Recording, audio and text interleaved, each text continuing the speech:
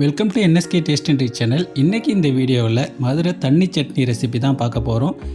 இந்த சட்னி செய்கிறதுக்கு தேங்காய் தேவையில்லைங்க, ஆனால் டேஸ்ட்டு ரொம்ப அருமையாக இருக்கும்.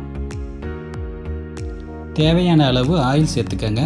ஆயில் சூடானதும் பச்சை மிளகாய் 5, பூண்டு பல் 8, காரத்துக்கு தேவையான அளவு வரமிளகாய் 2லேருந்து 4 சேர்த்துக்கங்க. கொஞ்ச நேரம் நல்லா வதக்கி விடுங்க.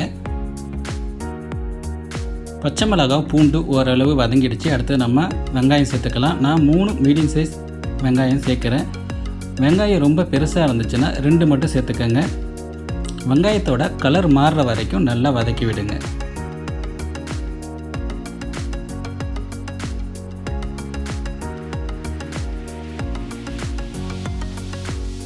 வெங்காயம் நல்லா வதங்கிடுச்சு. அதை அப்படியே நம்ம ஆற விடலாம்.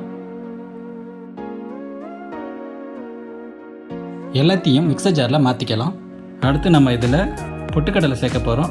நான் 100 கிராம் அளவு பொட்டுக்கடலை சேர்க்குறேன். அரை கப்போட கொஞ்சம் கம்மியாக சேர்த்துருக்கேன். அடுத்து தேவையான அளவு உப்பு சேர்த்துக்கங்க. கொஞ்சமாக தண்ணி சேர்த்து இந்த மாதிரி கொரகொரப்பாக அரைச்சிக்கங்க.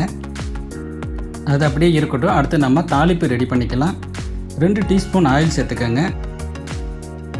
அதில் கடுகு உளுத்தம்பருப்பு ஒரு 1,5 டீஸ்பூன் அளவுக்கு சேர்த்துக்கலாம்.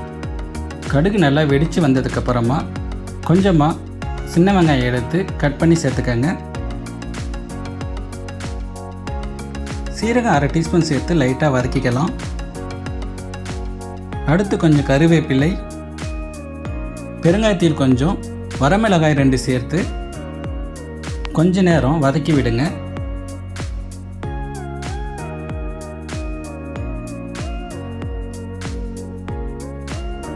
அடுத்து நம்ம அரைச்சி வச்சுருக்க சட்னியில் தேவையான அளவுக்கு தண்ணி சேர்த்துக்கங்க.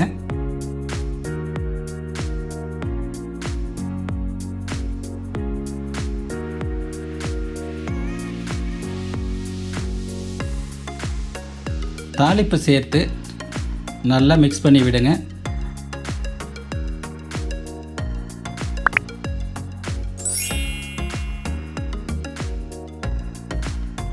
இந்த சட்னி இட்லி தோசைக்கு ரொம்ப நல்லாயிருக்கும். ட்ரை பண்ணி பாருங்கள்.